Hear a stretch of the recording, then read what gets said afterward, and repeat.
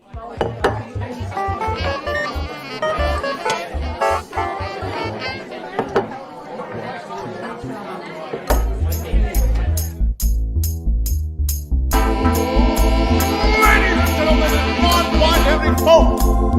the show!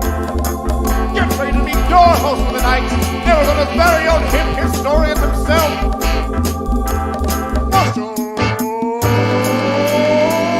Shore! Well, hello, everybody, and good evening. I want to welcome you to Arizona History Happy Hour number 34. Oh, my gosh. Who would have thought that we would have been doing this for so long? And you know what? We're going to be going into next year as well. So it's going to be an exciting year for all of us. So I know some of you are out there watching via Facebook, Twitch, and YouTube on this December 10th of 2020. And also, happy Hanukkah for those of you who are celebrating that first night of Hanukkah. So this program is made basically because of all of you out there, but we also do have support from AARP, and they have a message in, if you're looking for ways to stay active, healthy, and informed without leaving home, AARP Arizona has lots of online offerings and virtual get-togethers. Find out all the ways you can click to connect with your community at aarp.org/near you. And you can find things across the state and things that are virtual that you can attend from your very own living room. So if this is your first time, so what can you expect? Well, you know, we're going to be doing some trivia. We have a little bit of a cocktail coming up, as well as some Arizona music. We always talk about a little town, and we also always have a special guest on. And so tonight we have a really great show for you. Oh, we'll also have a little bit of show and tell coming up in just a little bit. Now, I know some of you might be watching. Today, the Ahwatukee Foothills News did a great little piece kind of helping and letting everyone know about Arizona History Happy Hour and some of the stuff that we're doing right here virtually to try and share the love of Arizona with everybody.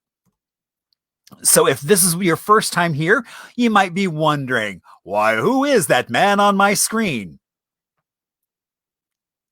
And actually, let's change that so you can see who I am. There we go. Oh, so indeed. So my name is Marshall Shore. I'm also known as the Hip Historian. Now you might wonder, how does one get a name like the Hip Historian? Well, you know, a little over 20 years ago, I was working in a library in Brooklyn. It was, in fact, a beautiful Carnegie building. But you know what? It was winter. There was lots of snow, and I was tired of shoveling and walking in all that muck. And so it was time for a change.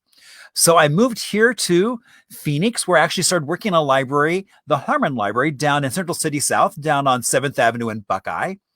And there was this rich oral tradition of the community. And so I realized not a lot of people were talking about that recent history. So I just started talking to people and sharing their stories, going off and adding more to it, until it got to the point where I actually walked away from libraries about a decade ago to do just what I'm doing right now. Now, to do that, we had to load everything we owned into a big orange cube. And I wanted to share this image because this is on point for us, since it is an old U-Haul, which we loaded that big orange cube we loaded everything into to get here. And then somebody took and did a mural on the side of one they owned. So when we moved here, we moved in a little 1956 ranch. Now, when we moved in, it was beige and beige and beige and lots of beige. I'm happy to say now it is a much more simplified two-tone of seafoam and cantaloupe. And pretty much the reason why we fell in love with the house was the kitchen. It's still the original GE electric kitchen, all that buttercream yellow tile. You've got the in-the-wall oven that matches. And if you look really close, you'll see the buttons for the stovetop inset in the wall. Now, it was funny. I just did a program the other day, and a woman's like, you know, if you're not very tall, that's really dangerous. And it made me realize I'm lucky that I'm not short enough that I would have had to have burned my hand to get to those buttons. But indeed, I'm sure that was an issue for some folks. Now, once I got here, all I kept hearing about was there was no history here. But I knew that wasn't true because every time I went somewhere, I came face to face with so many amazing people, places, and stories. And then there's that post-war boom that I think in a lot of ways made the Arizona that we all know and love today. All those GIs that either were stationed here, trained here, or passed through on the way to somewhere else. And after the war, they were moving here in huge numbers, and in some cases looking for a house just like mine. And then there's this man, Dr. Carrier, the inventor of air conditioning, who forever changed how we would interact with our environment. And in fact, some people even take the wall space that an air conditioner could be placed in and turn that into a work of art as well. So as I said, my name is Marshall Shore. I'm also known as the Hip Historian. And you might wonder, how do you become the Hip Historian? Well, actually, in 2012, we were celebrating statehood on February 14th. They'd been doing things across the state, and they decided to do a really grand event at the Capitol. So they had a main stage, and someone gave me 15 minutes on that main stage to talk about anything I wanted to. And I chose one of my most favorite events that hardly anybody remembers. It was an event called Mask of the Yellow Moon. It ran from 1926 to 1955. At its height, it had about 5,000 students performing as well as putting on the show. You had lots of costumes that had been designed by students and made by home economics. And oh my gosh, I was lucky enough to find these 3 dresses, all from the late 30s, that I had friends put on. And we talked about the Mask of the Yellow Moon. What an amazing day that was. And you know, that's a lot of what I've been doing for the last decade, is doing a variety of tours and lectures. And you can imagine in COVID, a lot of that has stopped. We are doing on Saturday, we're doing our second Saturday kind of downtown haunted history tour. We limited to 10 people. Everybody's wearing a mask. And Deb, my co-host, and I wear microphones under our mask with speakers on our hips, so that way everybody can hear us. If you'd like to reach out, for some of you, there is a chat session off to the right of your screen. Feel free to type messages in there or use that. You can also follow me on Facebook, and that is Marshall Shore Hip Historian. You can follow me on Instagram, Hip Historian, or even good old-fashioned email works, and that is hello@hiphistorian. So if you're watching on Facebook, you'll see there's a little share button right down there. If you would be oh so kind to click on that and let everybody know how much fun we're having as we talk about some murals, some art, and some really cool stuff. So, you know, it wouldn't be happy hour without a cocktail. And so, you know, I could have a machine that I just punch in what I want and out it comes. But, you know, there is so much that would be lost in that. I'm happy to say that I have PJ, who is a bartender over at the Valley Ho. And so he has been weekly coming up with a special cocktail every week on theme. And this week is no different.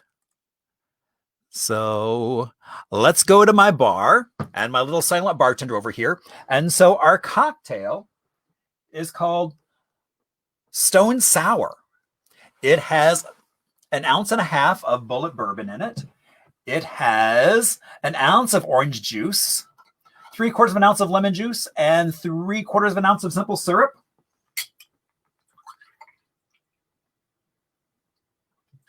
And so that is our Stone Sour. Now we're doing that because we actually start off tonight talking about some petroglyphs. And so that's hence why the stone. Now what makes it a Stone Sour is the orange juice.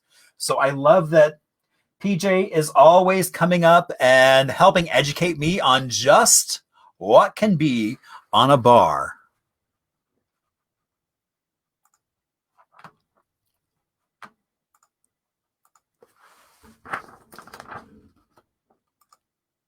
And so, oops, sometimes you overfill the cup and.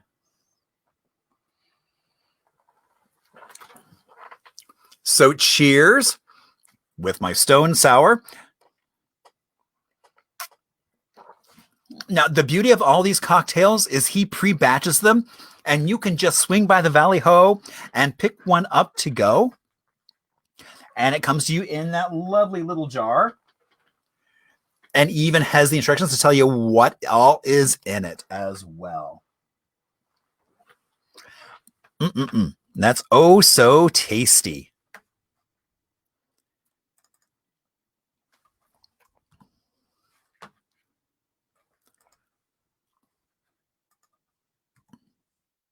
All right, so now it's time for a little bit of show and tell.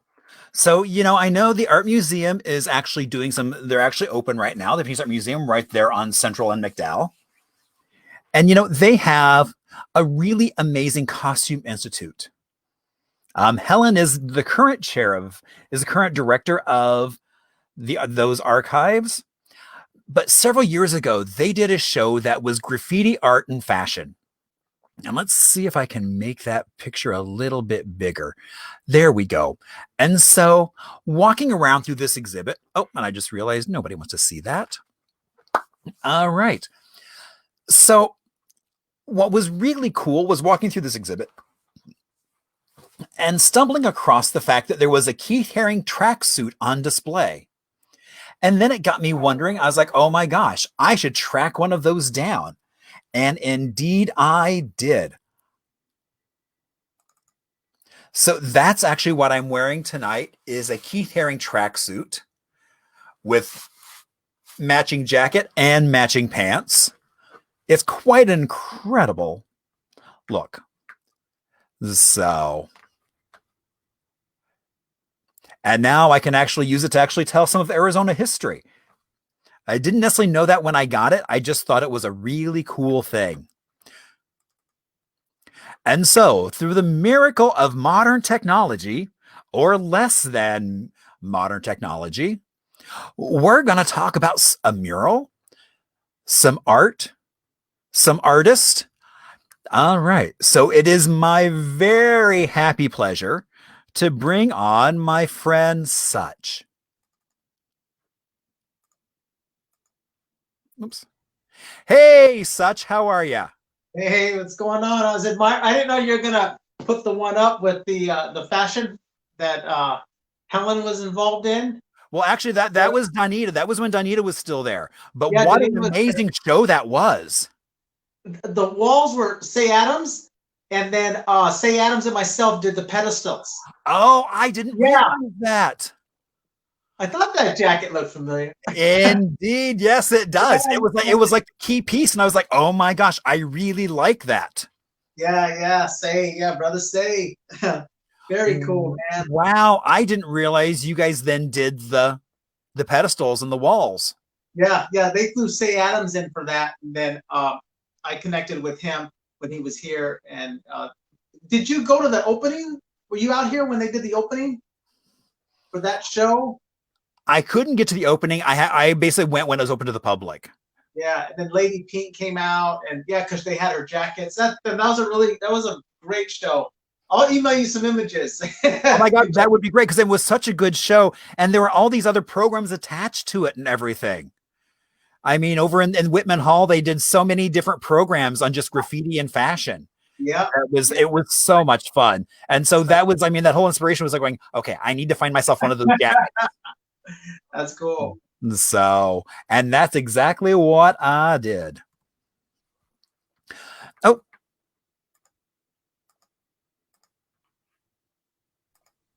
So tell us a little bit about yourself. Well, I'm an Arizona homegrown local. And do you want me to start from the foundation, or do you want to Indeed, let's start from scratch. Well, just growing up on the south side of Phoenix, as a young kid, I gravitated towards art, mainly as a child, cartoons. And so I would take a pad and a pencil, and I would try to, go ahead and draw what I was seeing, which is very, very hard because it's live motion. So I started collecting comic books, And then I was able to see the comics, the fonts, the muscle structure, and I started drawing just as a kid. And I remember going second grade to the Phoenix Art Museum on a field trip, and I remember looking at all the artwork. And I think that's when that seed was within me. I remember just being a young kid looking up, just this child, very innocent and just, novice. And I looked at within my being, I remember saying to myself, someday I want to be in this museum. Someday I want to create art. And so it's pretty remarkable. Very cool. And indeed, you have been in the art museum. So I know I've had you in several shows I've put on as well, which is always fun. Yeah. So tonight we're going to talk about actually something that it's kind of the anniversary of, which is Keith Haring being here in Phoenix back in early December, back in 1986. Yeah. Because he did a little something here. Yeah. Actually, not a little something, but it was a rather big something. So let's talk a little bit about that. So this is actually a clip or an image from my friend Rudy, who recently passed away. He did Downtown Phoenix 1947, this great map. And so I was able to find that Hartfield's Dress Shop was the building that the windows had been covered over with plywood. Now, Keith Haring had been brought in town for an exhibit at the Art Museum by his friend Bruce Kurtz, who was a local curator at that point. And he started talking about, and Keith started noticing that there was no art around. There was little public art. And so Mike Prepsky at that point, who was working on the education board of the Art Museum, as well as South Mountain High School, went kind of as the intermediary. And so got the Art Museum, the city of Phoenix, and South Mountain High to basically collaborate and let these students work with Keith Haring to create a mural. And so he did a mural workshop with a group of kids.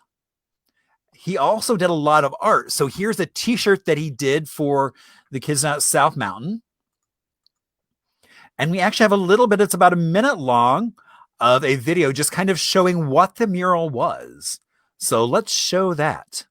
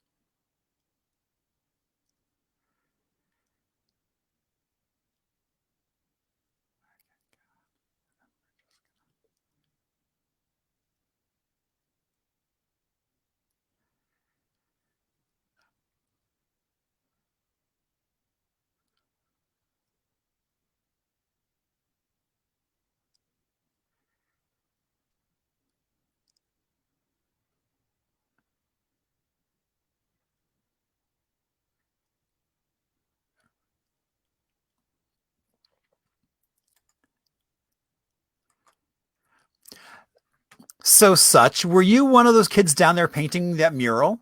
No, I wish. I think they had I didn't want to jump ahead of the slides or anything, but when I met Keith there in '86 at the museum, the Phoenix Museum, we had a good conversation, and it was about what was called bombing.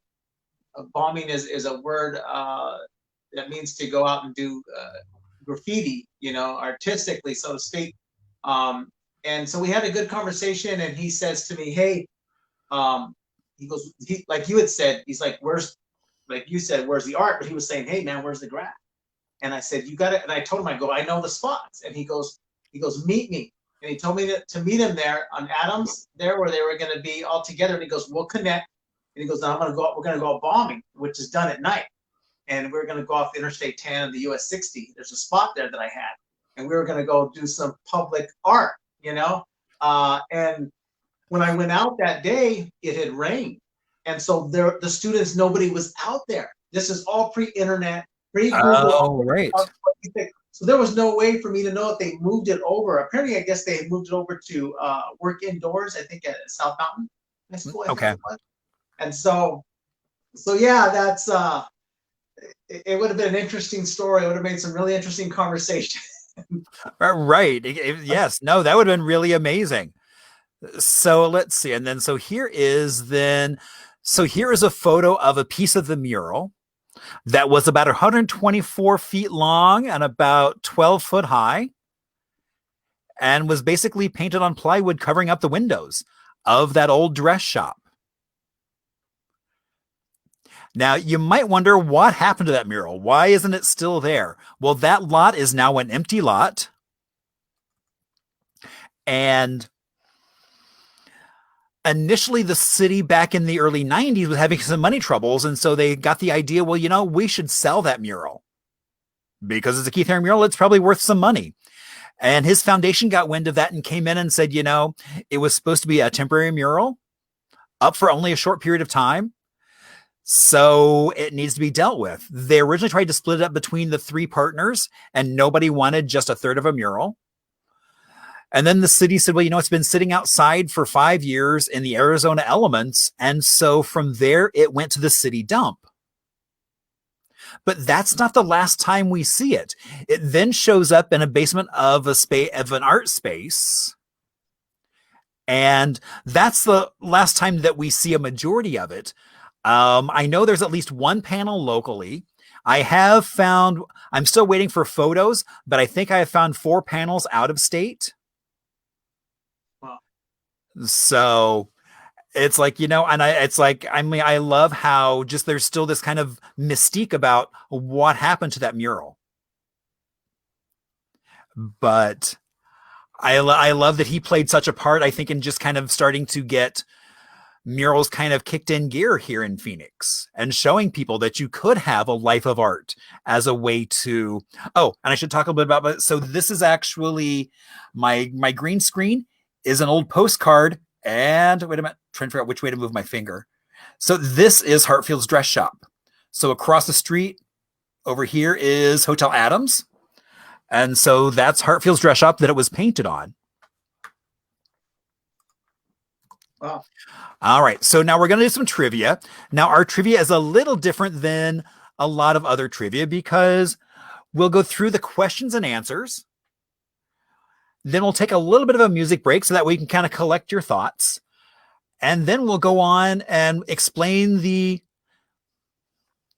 so Ashley Harder asked the basement of what art space. It was called the Faux Cafe, which was next to the SRO hotels.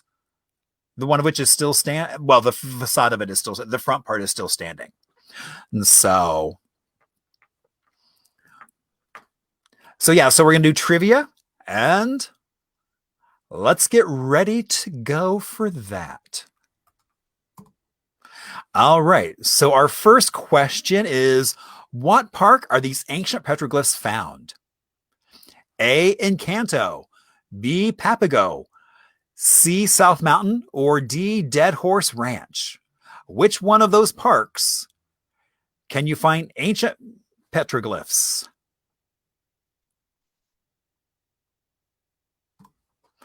Question 2. While living in South Phoenix, which theater did a young Such watch Star Wars the first time around back in 1977? Was it A, the Westdale 4 Theater, B, Lake C Theater, C, Palace Theater, or D, Sombrero Playhouse? Which one of those theaters did Such see Star Wars back in 1977? What was the name, or question 3, what was the name of the electronic research company that employed many, many Phoenicians here in the Valley? A, Google, B, Apple, C, Motorola, or D, Atari? Which place was known for employing a lot of Phoenicians? Doing a lot of electronics research. They also employed a lot of men and women. Question 4.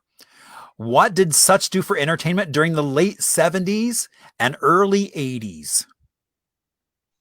A, did he go cactus jumping? Or was it B, jackalope hunting? C, Legend City? Or D, saguaro tipping? Which one of those things did Such do in the late 70s and the early 80s?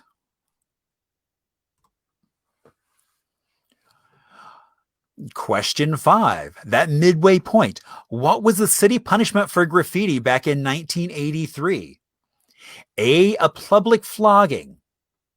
B, writing 100 times. Oh, not on a wall, on a chalkboard. I will not write on walls. C, received a field card and a possible misdemeanor. Or D, no dessert. Which do you think was the punishment for graffiti back in 1983? Question 6. During the mid-80s, which Phoenix and East Valley interstate was kinged by a young Such? Was it A, the US 60, B, the I-10, or C, all of the above?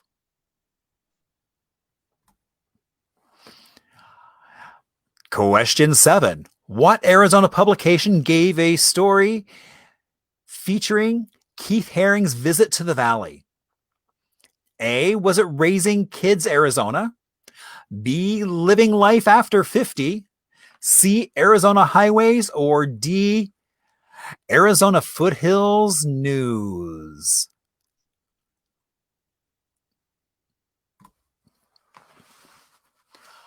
What was one of the items that Keith blessed a young Such with as a memento to his visit in the desert of Phoenix? A, was it a subway token? B, a pilot marker? C, a set of buttons? Or D, a painter's cap? And coming into the home stretch at question 9. What is the story behind this piece of art by Such's son, Champ? This was his art homework. B, Wild Style, Patty Astor's New York Fun Gallery tribute. C, Champ and Dad just painting themselves into a corner. All right, and our last question is, what is the connection to Phoenix Keith Haring experience did Martin and Janet Blinder contribute? A, they loaned Haring's Andy Mouse. B, they loaned Haring's Steel Head or Head Steel. C, they loaned Keith's dancing dog sculpture. Or D, all of the above. All right, while you're all trying to figure out your answers, I see some of you have been putting them in the chat. Maybe some of you have been even writing them on your forearm. Who knows how you're keeping track of your score? But first, we're going to take a little bit of a break, and we're going to talk about some Arizona music history. So the other day, I was reading my friend Johnny D, who is kind of one of my go-to people about Arizona music, and he mentioned that John Lambert had just passed away. That he was a longtime musician right here in Phoenix and even in a few LA bands. And he was in, most notably, Phil and the Fanatics, as well as in DJ's house band. DJ's house band, as well as Fifth Estate. He even played bass in the Kings 4 with Mike Condello and Mike Powell. After Phil, he was in Care Package and the Beethoven Soul. The Soul moved off to LA, recorded a record of their music. And later on, him and his wife ran the Schoolhouse Inn down in Bisbee. And I didn't realize I had met John. Some friends and I stayed down there for actually a little bit of a ghost hunting thing. And so John was there, not realizing that had a brush with some Arizona music history. So you never know where history's going to kind of keep rumbling up and show its face. All right. So you're ready, all for yes, and champ indeed. If you're out there tipping Swaros, there would be a very hefty fine, as well as probably lots of needles stuck in you. So I would suggest not doing that. Not a fun thing at all. And Ashley said she loves the Schoolhouse Inn. I know. It was such a cute place. All right. So let's talk a little about petroglyphs. So what park can you find petroglyphs in? South Mountain Park. And I love being able to go down and go on a little hike at South Mountain and come face to face with those petroglyphs, which is really cool. And then I also love how it's like when I first moved to Arizona, it was like when I saw those, I was like, oh my gosh, that looks very close to Keith Haring's art. So it kind of helped create that connection to the desert and art right off the bat. Kind of that was really our first of people writing on walls, which we're still doing today. And you do quite a lot.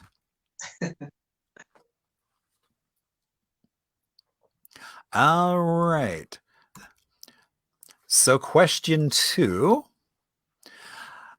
So what was the name of the electric research company that employed a lot of Phoenicians? Motorola. So tell us a little bit about Motorola. Well, my experience or association with Motorola is my beloved mother, who I just lost in July. She had been employed there for many, many years. And I remember going down on 56th Street, and the road had a lot of these little hills, and my father would go in the vehicle, and then he would speed up, and it gave me that impression of a roller coaster. And we would go and pick up my mother out there. But of course, the landscape is definitely all changed, but it was always a strong, vivid memory for myself and her. And she worked nights, but she worked hard to do what she had to do for us, both my parents. But yeah, it was fun memories. Yeah, I mean, and really, that was such an economic force here in the Valley starting in the late 50s. And the fact that it wasn't just men that worked there, but it was also women. Right. Kind of probably because of the war going on. And then that just kind of stuck after that. But it was indeed a very major force here in the Valley. And that building is still there. Oh, I didn't realize that. Yeah, so the original building is still there. It looks a little different. It's gone through a little bit of renovation. But yeah, it is still there. Is there an industry in there? Or I forget what's in there now. It is not Motorola in the building. Oh wow, I'm gonna have to make it's just adaptive reuse. It's like they moved out, somebody else has moved in. So yeah. All right, question 4. What did you used to do for entertainment in the 70s and 80s?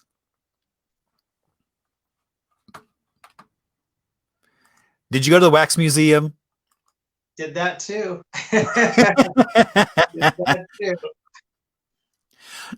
Yeah. So what are your memories of Legend City? Yeah, Legend City. I mean, that's in partnership with the whole Wallace and Ladmo experience growing up as an Arizonian.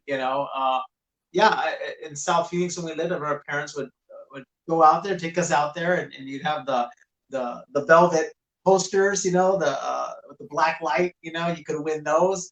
And then when I started becoming into my teens, my parents had moved over to Tempe, and then me and my friends would just go as our hangout. They get dropped off, and we'd spend, be there till it closed, and we would just enjoy ourselves and just have, really good time. Yeah, it was cool. Did you ever go on the water ride they had, the little boat that kind of? Yeah, we did that. Then they didn't initially have that, and they had built it, but we were looking forward to that when they had installed that. But yeah, it was cool, man. I some good memories there. Yeah, no, I mean, again, it was one of those things that it really was a dividing point between it's like, could you go to Legend City? Or if you were like me and moved here long after it closed, not an option. But it sounds like such a magical place. Yeah, no, it was fun memories again, just being a teenager and having a little bit of independence for a few hours, yeah, it was a blast. Then I know at some point they started doing concerts there. Terrace Gardens, they had concerts there as well. So did you ever go see any concerts there? Not there. I mean, we probably saw like some fireworks shows that went on, but the concerts, no. I saw those like at Firebird Lake or I forget. I remember the venue over there off of Washington. I think 32nd Street. One venue where the stage it revolves. The celebrity. Indeed, with revolving stage, yeah. Yeah. So I sure miss live music. I hope we get some live music soon. Right. Yeah.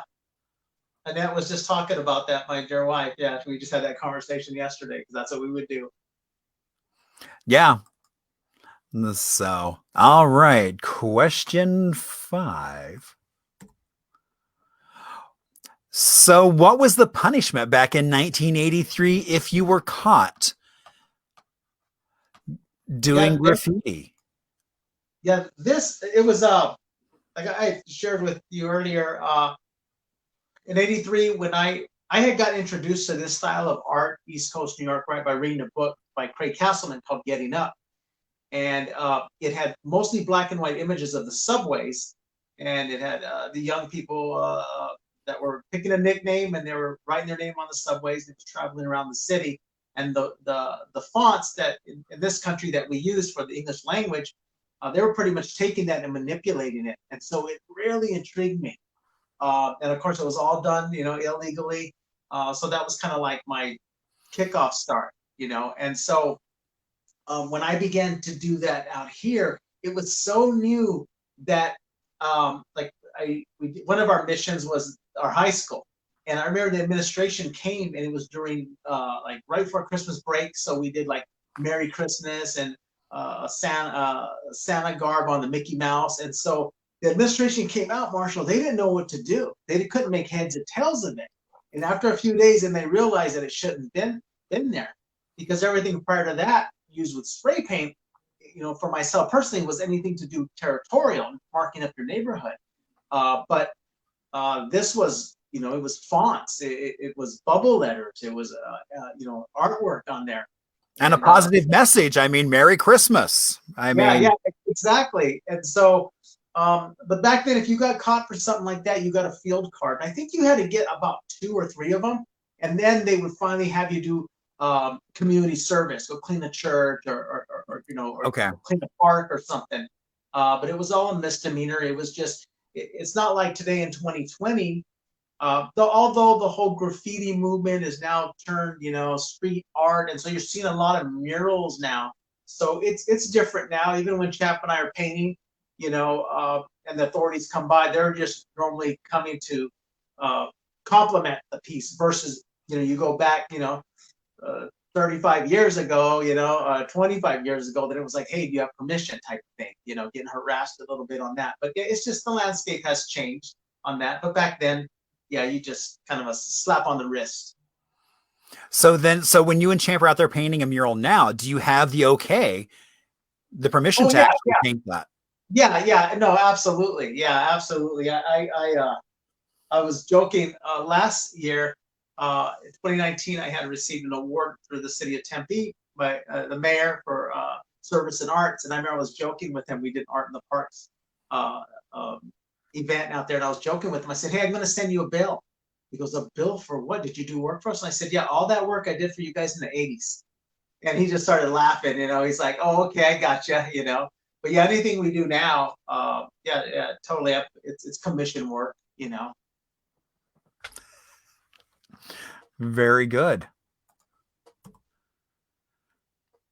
All right. So open, I guess did I go by question 2? Somebody just sent me a note saying, what happened to question 2? Did I? Oh, I completely skipped by it. I am so sorry, Such. So, where Oh, did you go see Star Wars? oh yeah, that was a Westdale. Yeah, 1977. Stood in line and saw this film that just blew my mind. So I'm a big Star Wars nerd. So, but yeah, that was it was me and my little brother. My parent, yeah, my mom dropped us off there, and then we stood in line and watched the Star Wars 1977. Yeah, it was Westdale. So, where was Westdale? It was, if I remember correctly, I think it was like we lived in South Phoenix, so I believe it was like 35th Avenue, if I'm thinking correctly, possibly. Oh gosh, it may have been south of Van Buren, possibly. And that was, we didn't go out that way too often, but I do remember it was Westdale, and I think I put the image of the ad, right, and it showed like where they were showing it. Right. Yeah. Yeah. So, yeah. Oh, it looks like it says Van Buren and 35th Ave. So, you were right. Okay. Okay. That's rare for me to remember something like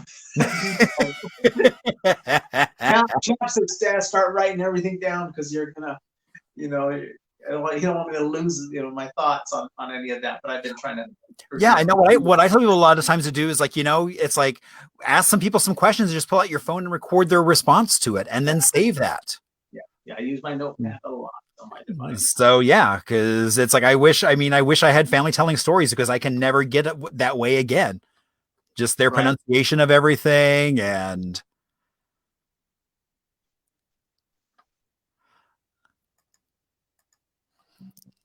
all right. So I'm so glad someone pointed out that we just zipped by number 2. That was my fault. All right. So now where did we end up? Okay. So what Arizona publication gave a featured story to Keith and his visit to the Valley of the Sun right here in Phoenix? And that would have been Arizona Highways. So that's pretty cool. That was actually, I think, really cutting edge for especially something like Arizona Highways, which really did more those scenic drives, those picturesque pictures, to now suddenly have images of Keith Haring in Central Phoenix now painting a mural. And that issue came out in '87, so they did it. Okay. March, April, and it's interesting because it's not mentioned on the cover, and even when you look in the preface and it gives like the bulletins of what the issue is going to be about, they don't mention him, but they gave him a pretty nice spread. But that was art living. That was things were happening. Of course, hindsight's the best sight, and he'd probably be on the cover now, but I still thought that was really cool and amusing that they did that. I'm kind of with you on that because wasn't the norm. Right. That was very kind of out of their wheelhouse to do something like that, something that contemporary. Right. And so, and when everyone's reminding me now that, okay, I don't know what PJ put in my cocktail, but I've just been missing questions left and right. I guess I zipped right by question 6 as well. So my counting skills have not been very good. So I guess a few too many sips of my cocktail. All right. During the 80s, which Phoenix and East Valley interstate was kinged by a young Such? So A, US 60, B, I-10, or was it C, all of the above? All right. So was it all of the above? Yes, it was. And so when you say kinged, what do you mean by king? Well, the word king, it was actually in the vernacular of now they say like tagger today, but it'd be like the way of the samurai or the Jedi. It's called a graffiti writer. It's called being a writer. And the objective goal in New York was to king everything: subway cars, the outsides, the insides. And so out here, as Arizona king, I'm trying to pick up on all that and translate it out here in the desert. So I was like, well, I want to hit areas that are going to be most visible. So it was the Interstate 10 and the US 60. Now today it's all lit up, and they probably have their cameras, I'm sure now. But back then, no, it wasn't lit up at night, and then there was a lot of wall space. There wasn't a lot of the trees that they have out now. But it was interesting, and we had a good time doing public art. So I've been doing public art for 37 years. That's what I And that's what I mentioned to the mayor of Tempe. I said, I'm going to send you a bill for all that artwork I did for you guys up the freeways. so now Champ is saying that you did this particular piece for his mom. Yeah, yeah, that's my high school sweetheart at that time, right there. But yes, yeah, that's my dear, my better half, and that's not an understatement. That's the truth. Yeah, that's my girl. Nice. Oh, all right. So, what was one of the items that Keith gave you as a memento to his visit here in Phoenix? And oops, I covered it up, but it was the pens. Yeah, he actually was handing those out, and he was just really gracious. I was hanging out with him, and he was just giving me all these, and I said, "Hey, can you sign this? Can you do this?" And he did the dog, and so the dancing dog, and so there was cards, the postcard. He signed the back of those. So the interesting thing was my regret, and again, this isn't the '80s. We're not thinking about this, like we are in 2020. But I failed to get a picture with him. But because I was going to go that weekend and connect with him, I figured I'll get all that stuff. Oh, Like this camera, but like I said, that didn't happen, unfortunately. right. But yeah, but I'm grateful that I did have, what I do have from him, and those pins are all dated, and I know the one he did with South Africa Right. And you also got some other things. So, I mean, not just, but even a napkin. Yeah, that's actually fabric. Oh, it's That's fabric. Oh, okay. jean fabric. Yeah, jean fabric. Yeah. Wow. So, Such, we do have a question out there. Were you ever arrested for doing art? No. Any Nobody close should be arrested for doing art. any close calls? Oh, I got stories. I pick up a lot of it. Yeah, I got stories, man. But no, thankfully, no. Well, it was funny when I started talking to so several years ago, there was a group that did one that showed at Film Bar one of the Keith Haring documentaries. And so I threw them out and said, hey, we should talk about the mural that Keith Haring did here in Phoenix before that, just to kind of help set the tone. And so we did that. And there were two young guys who showed up with shoeboxes. And in the shoebox were t-shirts, painters' hats, a bunch of buttons and things like that. And people had told me, it's like, you're never going to find any of this stuff because everyone has already sold it on eBay to get a little bit of cash out of it. But I think it really was a testament to how people felt his visit was so important that they didn't sell everything. Right. That you can still find people who are still holding on to those pieces near and dear like you. Yeah. Yeah. Oh, yeah. No, it has a greater value. It's greater to me than the monetary value that it carries for me personally. It was just, again, you figure this kid living out here and 83, and I meet him in 86. And so I'm trying to hang on to anything New York, anything. So, okay. So I'm going to put the message up from Champ, your son, who says, tell the helicopter. Oh, gosh. That story there, I had gotten into painting freights, and that's when Southern Pacific snaked through our city, and the Amtrak came through here too. Southern Pacific is no longer around. Well, Southern Pacific would lay up their cars in specific areas, and they would, until they were marked, and then they would go to the industry so the industry could unload them, and then they'd go back to the switch yard. Well, some of these areas, I found out where they were at, and so I would go out and then I would create art on the side of the rail car. And this one specific time, there was a helicopter that came over, and they had the light shine, and they're shining it down. Now, I personally don't believe they were looking for graffiti. I think they were looking for someone that was possibly trying to, maybe they had a history of robbing, going into the boxcars and taking product out. But the only thing I did was I grabbed my duffel bag with paint, and I took myself and rolled under the boxcar, so when they're flashing, they couldn't see anybody. And now I'm thinking like, gosh, man, there could have been like a rattlesnake or something underneath there or something, you know. But yeah, that's what he's talking about. But I was, you know, my heart was beating, you know, I can so only quick. imagine. I mean, Yeah, it's a bright light, and this was, you know, this was mid '90s, and now we see, you know, the helicopters are used more often now, but back then, you know, it wasn't as much. But yeah, that was, yeah, I think I used one of my cat lives there, so.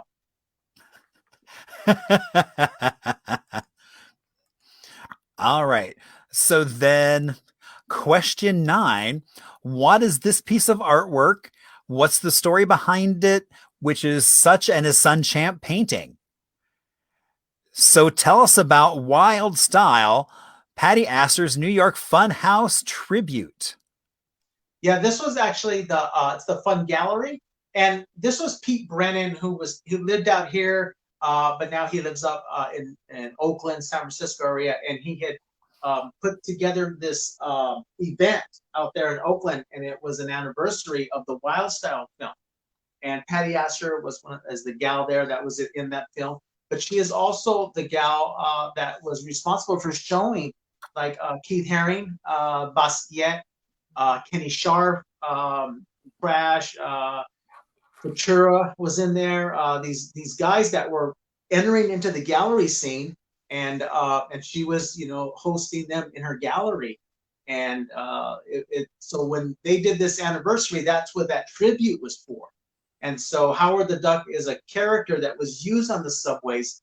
Back then, they would accompany him with letter fonts, you know, the nicknames, but they'd had cartoons. But Howard the Duck rather was one Lee Kionis would use, the X-Vandals. So they would use these. And so Champ decided he's going to do the Howard the Duck.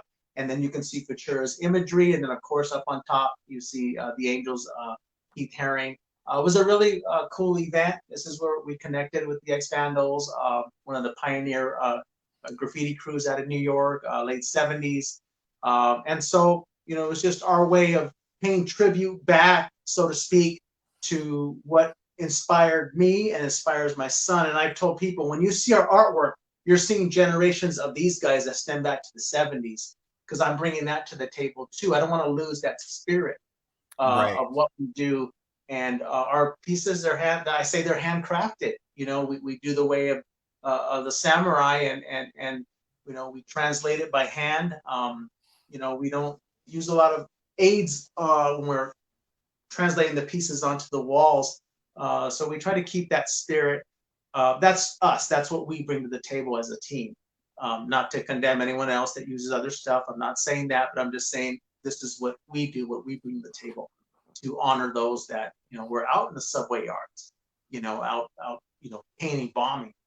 You know, Keith Haring, he was in the stations, right? You can see YouTube where he's out and he's getting arrested.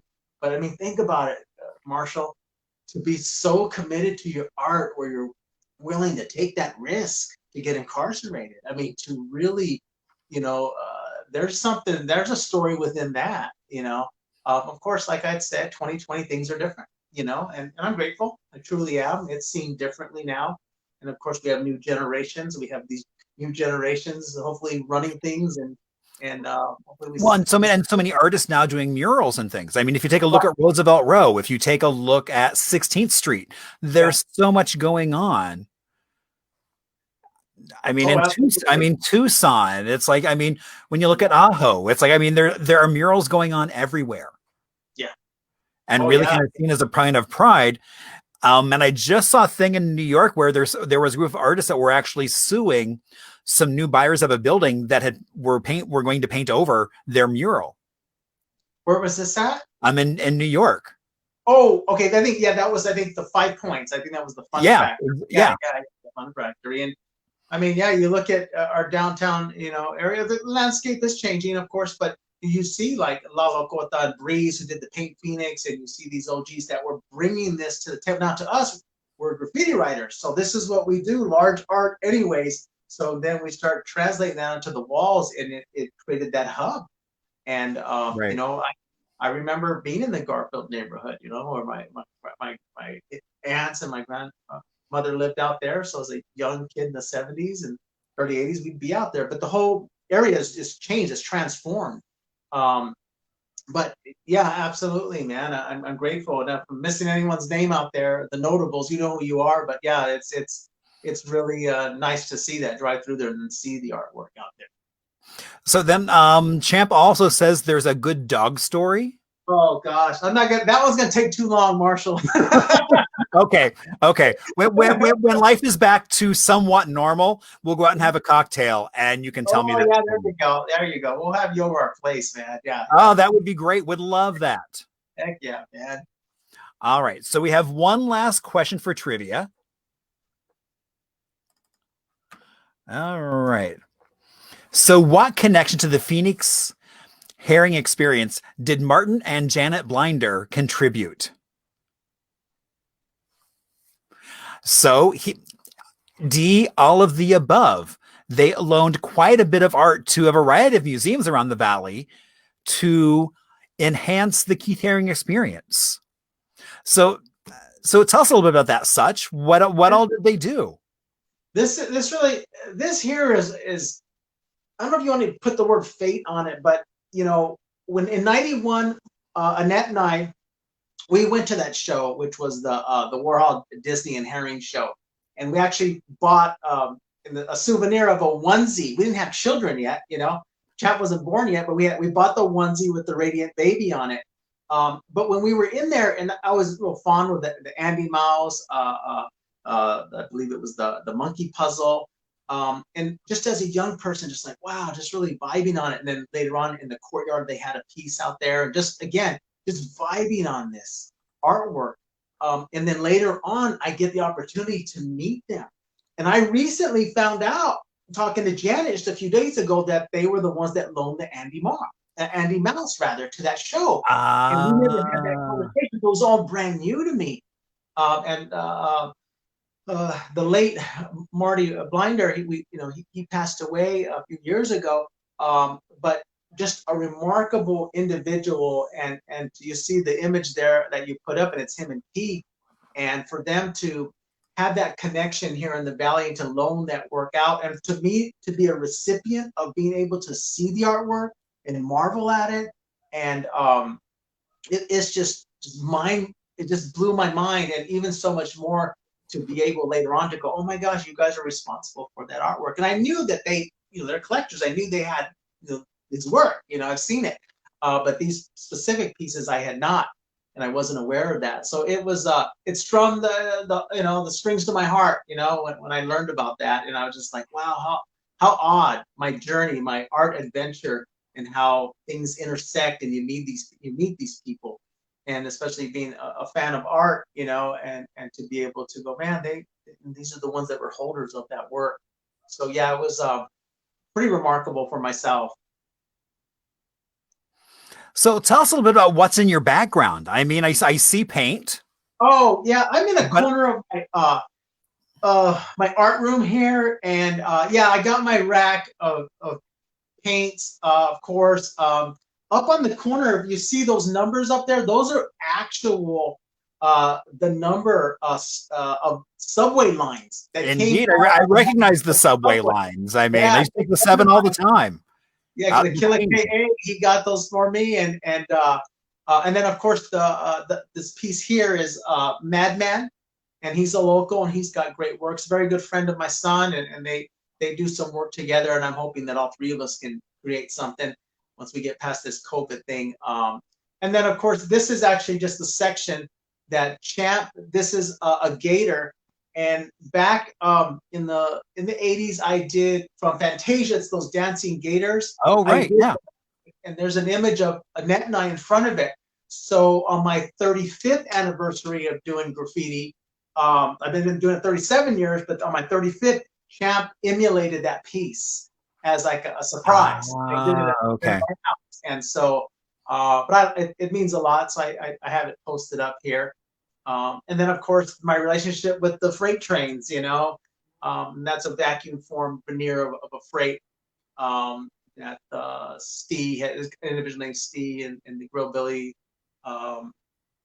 Ken and Mike, they did a show called Burn, and they had fabricated a bunch of these and passed them out to specific artists. and you got to do an art piece and then be in the show. And it was in California, and it was here in Phoenix too. And but yeah, thanks for inquiring. I thought it'd be a good little backdrop, you know. Yeah, no, it's a great backdrop, and I'm like, and I knew those were subway lines. I was like, oh my gosh. Yeah. Oh, and the Ex Vandals hat, of course. Ex Vandals. It's crew right there. So then, are you working on anything in particular during this kind of moment of? Yeah, we're actually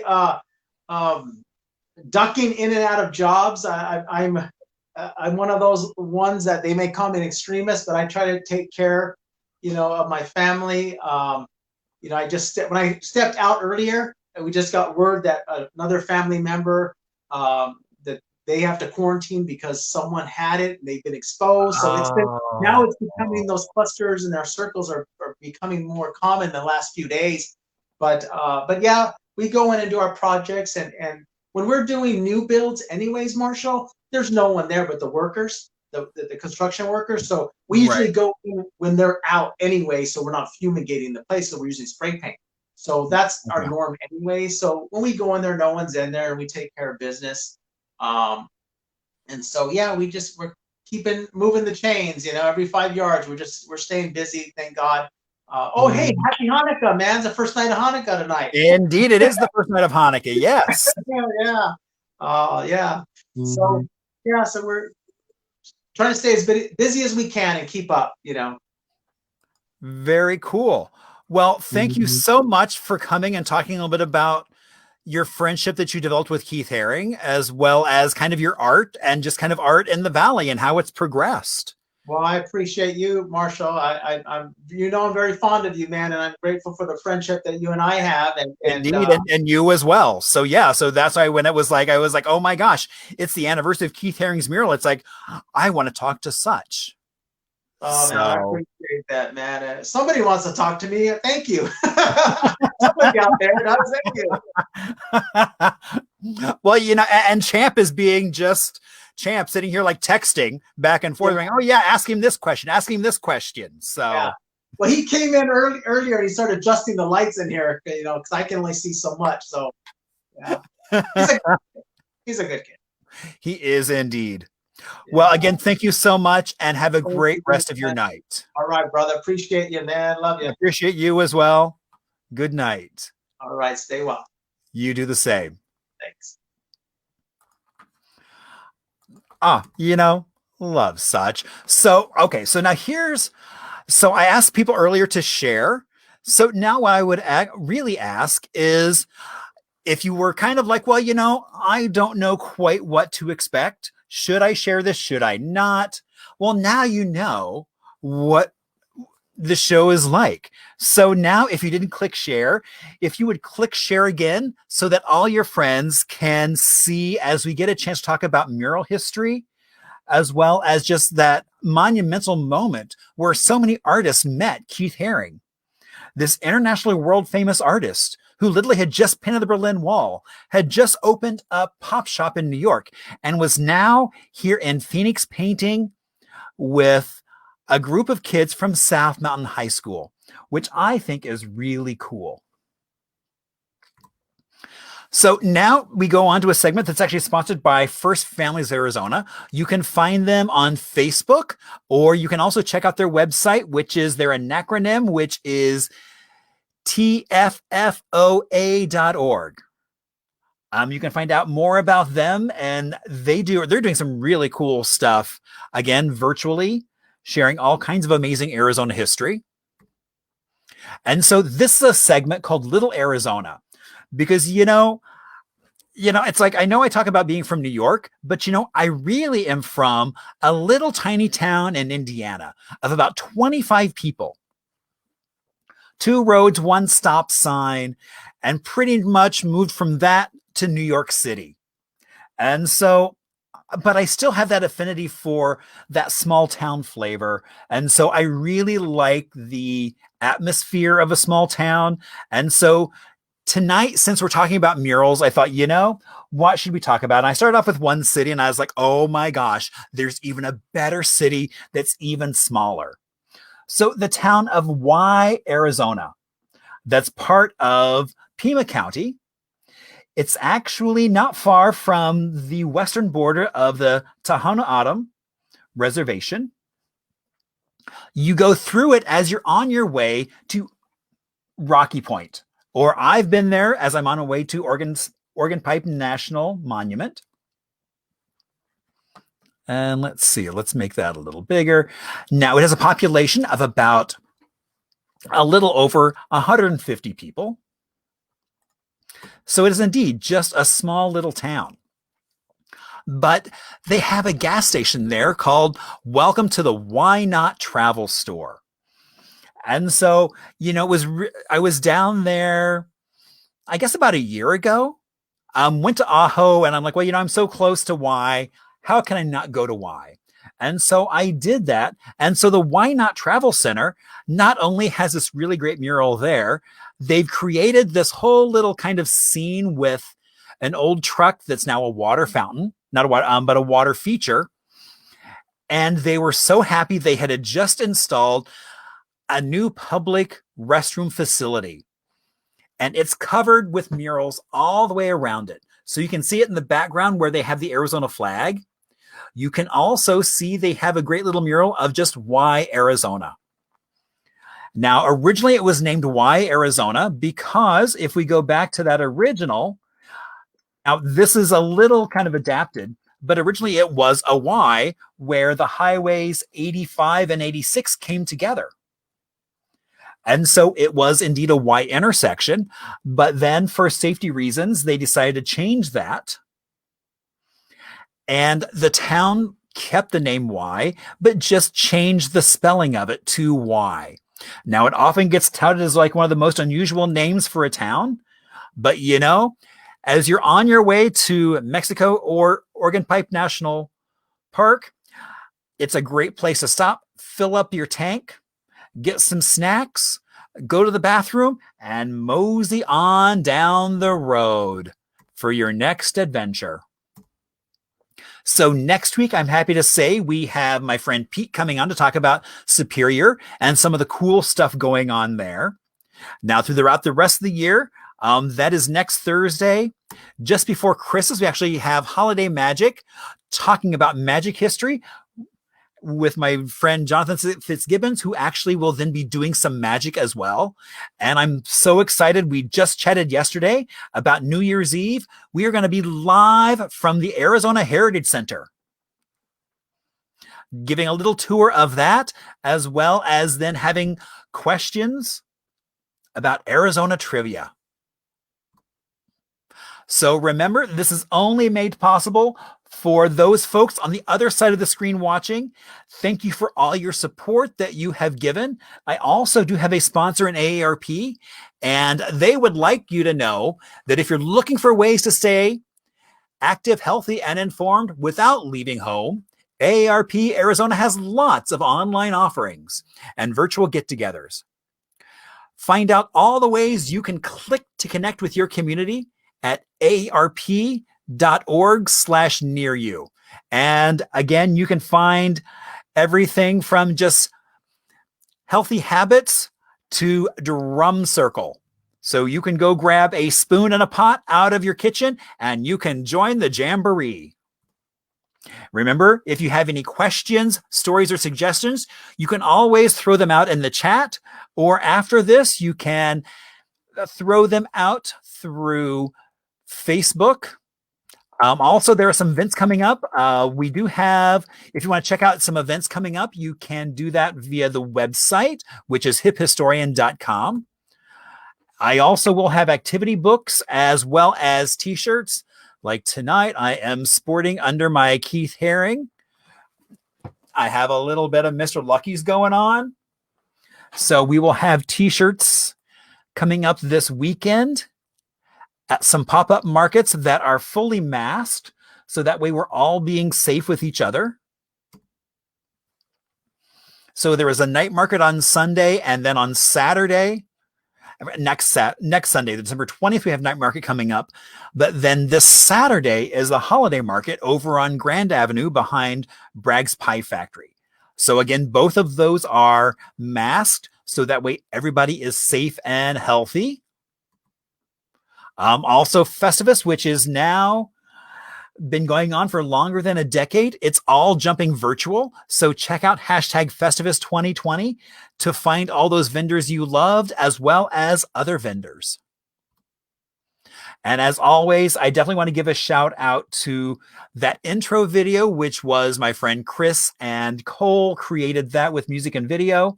And obviously my cocktail advisor, who keeps filling me full of good cocktails, as well as knowledge about cocktails, Mr. PJ Vader Baron. So thank you again, PJ. And then we have outro music from a hometown lad now living off on the East Coast, Mr. Ho. So we have a little bit of music and found film footage. Everyone, happy Hanukkah, happy holidays, and have a great rest of your night. I will see you here next Thursday with more fun and more Arizona history. So good night, all, and I'll see you soon.